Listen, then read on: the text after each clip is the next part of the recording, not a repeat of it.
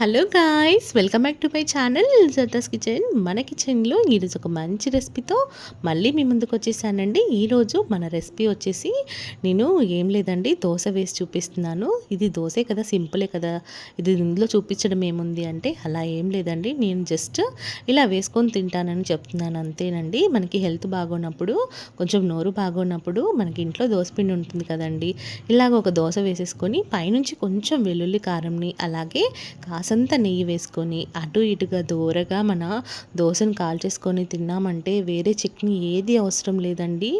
చాలా చాలా బాగుంటుంది, చాలా టేస్టీగా కూడా ఉంటుందండి. ఇలా వెల్లుల్లి కారంతో ఒక్కసారి దోశ వేసుకోవడానికి ట్రై చేయండి, చాలా బాగుంటుంది. ఎప్పుడు మనం చట్నీలో సైడ్ కంటూ పెట్టుకొని తింటూ ఉంటాం కదా వెల్లుల్లి కారం, అలా కాకుండా ఇలా డైరెక్ట్గా దోశపై వేసుకొని కాసంత నెయ్యి వేసుకొని కాల్చుకున్నానంటే సూపర్ అండి, చాలా బాగుంటుంది. తింటుంటే తినాలనిపిస్తుంది. ఇంకొక దోశ వేసి చూపిస్తున్నాను.